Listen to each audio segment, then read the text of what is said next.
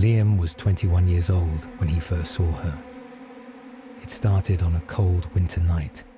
The house was quiet, too quiet.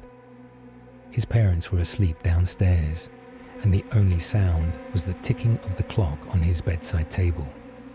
He pulled his blanket up to his chin, staring at the ceiling, waiting for sleep to come. And then he felt it, that strange, unexplainable feeling, like someone was watching him. Slowly, his eyes drifted toward the darkest corner of his room, and that's when he saw her, a woman, standing completely still in the corner.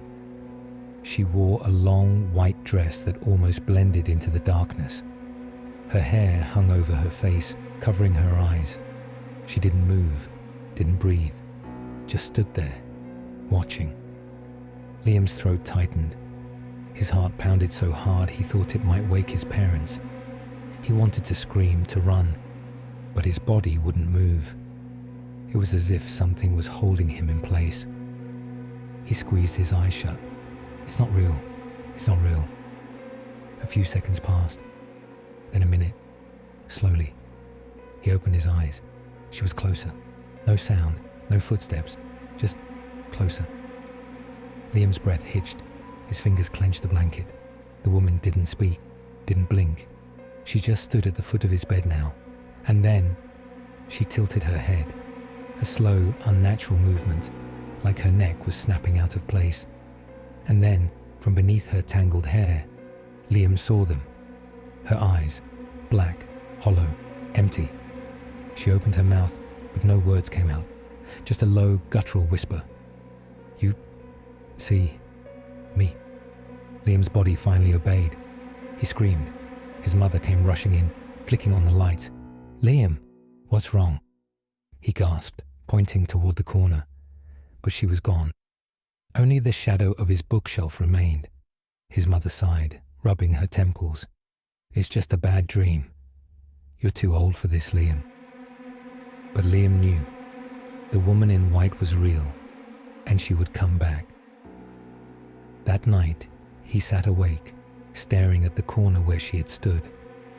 Every shadow seemed deeper now, every creak of the house more sinister. He tried to convince himself it was a hallucination, a product of exhaustion, but deep down, he knew the truth. Then, around 3 a.m., something shifted in his peripheral vision.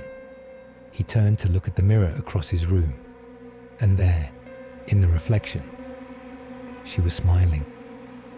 Liam grabbed his phone, fumbling to turn on the flashlight, but the second he shined the light at the mirror, she was gone. Just his own terrified reflection staring back at him. There were stories, hundreds of them, all about a woman in white appearing in people's rooms at night, always silent, always watching, and in every case, she kept coming back. Liam barely slept for the next few days, but by the fourth night, exhaustion took over. As his body drifted into sleep, he swore he heard a soft whisper. "You see me." When he woke up, his room was freezing cold, and his closet door was open. Liam stared at the open closet door, his breath coming in short gasps. He was sure he had closed it before going to bed. His hands trembled as he reached for his phone, turning on the flashlight. The beam of light barely cut through the darkness inside the closet. Then, a faint breath, hot, damp, coming from inside. Liam's stomach twisted. His instincts screamed at him to run, but his body refused to move. The darkness inside the closet seemed deeper, like a void, pulling him in. And then, something moved. A slow, deliberate shift.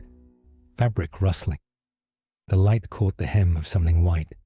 Then a whisper, chilling, and right behind his ear. "You let me in." Liam spun around, his phone flying from his hands. The moment the screen hit the floor, the room plunged into darkness, and then he felt fingers, cold, thin, crawling up his back. He gasped, his lungs locking as something clutched his shoulders, tightly, painfully. His own scream died in his throat as he was yanked backward, the darkness swallowing him whole. For a moment, there was nothing, just a heavy silence. Then, the sound of a single long breath, and the closet door slowly creaked shut. Liam woke up, but something was wrong. His body was stiff, his limbs cold as if he had been lying on ice.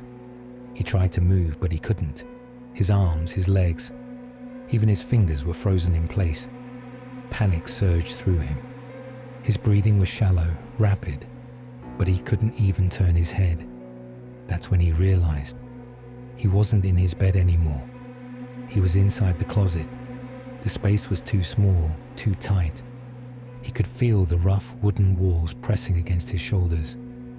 His heart pounded in his chest, his mind screaming for a way out. He tried to call for help, but his voice was gone, stolen. And then, a cold breath brushed against his ear. Now we're together. Forever.